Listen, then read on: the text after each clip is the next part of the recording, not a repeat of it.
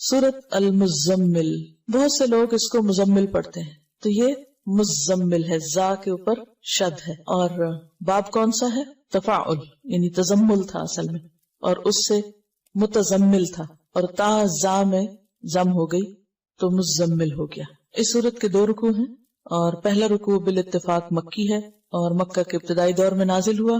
دوسرے کے بارے میں اختلاف رائے ہے، بعض کہتے ہیں کہ 1 سال کے بعد نازل ہوا، اور بعض کہتے ہیں کہ یہ مدینہ میں نازل ہوا۔ 20 آیات ہیں، 285 کلمات ہیں، 838 حروف ہیں۔ اس پارے کا چونکہ مرکزی مضمون دعوت اللہ ہے، تو اس صورت میں دعوت دینے والے کو جس اخلاق اور جس ہتھیار سے لیس ہونا چاہیے، اللہ کے ساتھ جیسا تعلق مطلوب ہے، اس کے بارے میں بات کی گئی ہے کہ داعی کی جو پرسنل خصوصیات ہیں، اس کی اپنی زندگی میں اس کا ذاتی رویہ اور اس کا علم اور اس کی عبادت اور اس کا تقوی اور جو اخلاق اس کے اندر ہونا چاہیے، اس کی یاد دہانی ہے اس میں، کیونکہ دعویٰ کا کام آسان کام نہیں، یہ ایک بھاری کام ہے، اور بھاری کام کے لیے ہمت بھی زیادہ چاہیے ہوتی ہے۔ جنوں کے اندر شاید ہم سے زیادہ طاقت ہے، اس لیے انہوں نے پہلی دفعہ ہی سن کر بھرپور کام شروع کر دیا، اور غلط خیالات پر بھی بھرپور تنقید، اور بھرپور طریقے سے میسج کنوے کر کے توحید کی بھرپور دعوت۔ اسی طرح انسان خواہ جسمانی طور پر کمزور ہی کیوں نہ ہو، لیکن اگر اس کا ایمان مضبوط ہے، وہ اندر سے مضبوط ہے، اس کا اللہ سے تعلق مضبوط ہے، تو پھر وہ بڑے بڑے جنوں سے نمٹنا جانتا ہے، جیسا کہ اس میں فرعون کا ذکر آئے گا، اور بالکل ابتدائی دور کی صورتوں میں سے ہے سورۃ المزمل۔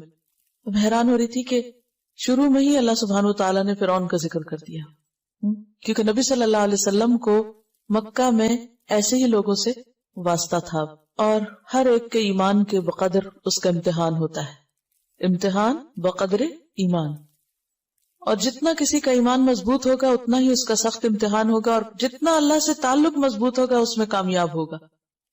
اور اس کامیابی کے لیے بے حد ضروری ہے کہ انسان کے اندر مضبوطی ہو، اور وہ مضبوطی آ نہیں سکتی جب تک انسان قرآن سے گہرا تعلق نہ رکھتا ہو، اور خاص طور پر رات کی نماز میں قرآن کی قرات کے ساتھ قیام کی عادت نہ ہو۔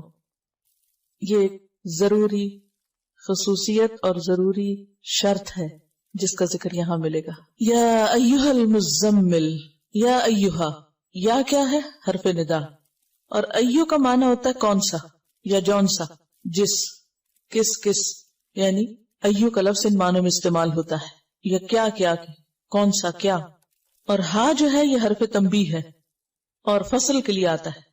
فصل کا مطلب ہوتا ہے الگ کرنا، تو حرف ندا اور منادا کے بیچ میں جبکہ منادا معرف باللام ہو، یہ بات سمجھ آ رہی میری؟ منادا معرف باللام، معرف باللام کا کیا معنی؟ کہ ال کے ساتھ شروع ہو رہا ہو، تو ان کو باہم ملانے کے لیے درمیان میں آتا ہے ایھا۔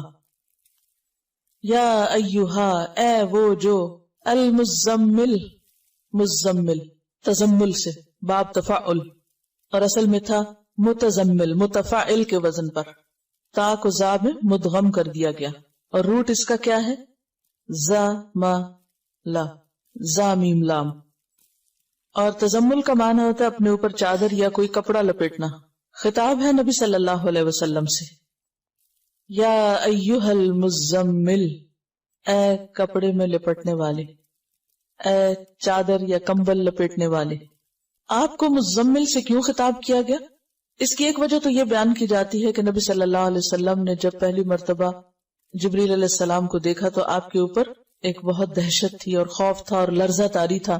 آپ گھر پہ تشریف لائے اور حضرت خدیجہ سے کہا، زملونی زملونی، مجھے کمبل اڑھا دو، کمبل اڑھا دو، یعنی ایک طرح سے پروٹیکشن کے لیے اور اپنے آپ کو سمیٹنے کے لیے۔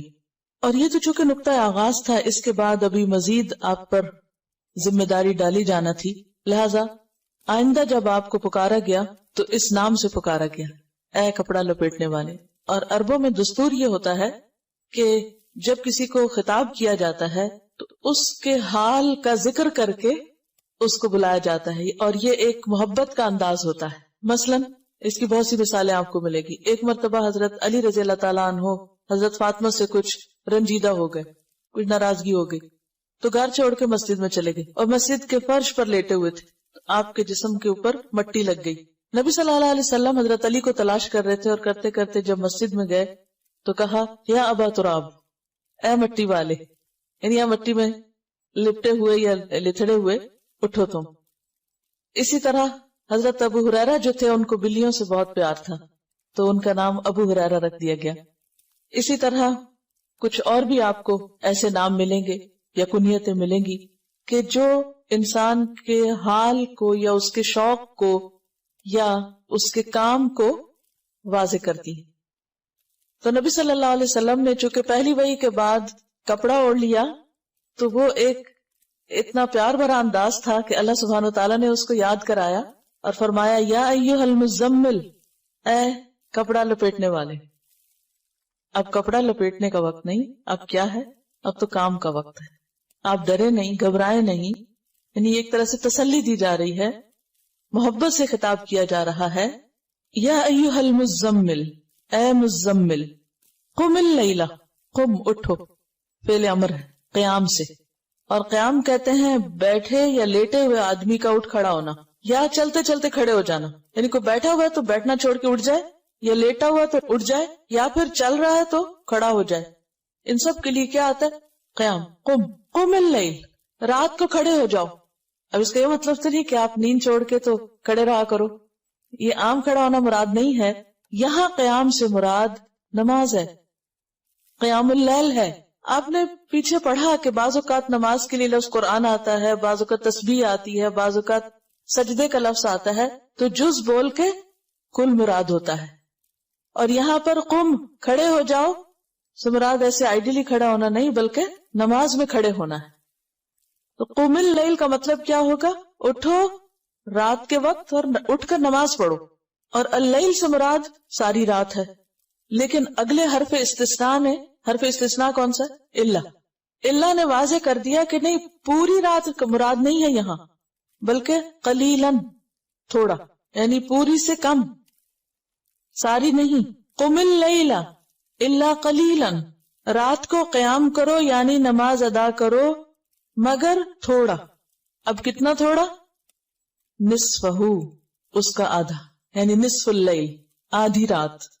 او انقص منہ، یا کم کر لو اس میں سے بھی. کس میں سے؟ آدھی میں سے بھی. آدھی کا پھر کم کیا ہوگا؟ تہائی ہو جائے گا، 1/3 ہو جائے گا، ٹھیک ہے. یا پھر اس کا بھی کم کریں تو چوتھائی ہو جائے گا، یعنی نصف النصف کریں تو چوتھا حصہ رہ جائے گا. یعنی ایک کا آدھا کریں، ایک کے 2 حصے کریں تو کیا ہوگا؟ نصف کریں تو آدھا کہلائے گا، اور نصف کو نصف کر دے تو چوتھائی ہو جائے گا، کوارٹر ہو جائے گا. او انقص منہ قلیلاً، تھوڑا سا. تو اس کا مطلب یہ ہے کہ بالکل آدھا نہیں کرنا بلکہ اس میں سے کچھ ہی کم کرنا ہے، یعنی تہائی رات. او زد علیہ، یا اس پر زیادہ کر لو، یعنی نصف پر. تو نصف یا آدھا جو ہے، ہاف جو ہے، وہ کیا ہے؟ سٹینڈرڈ. کبھی آدھے سے کم کر لو یا اس سے بھی تھوڑا کم، یا آدھے سے کچھ زیادہ بھی کر لو. تو ڈیپینڈ کرتا ہے کہ جیسے بھی حالات ہیں. اب اس دور میں گھڑیاں تو تھی نہیں، کوئی الارم کلاک نہیں تھے، موبائل نہیں تھے، کوئی اور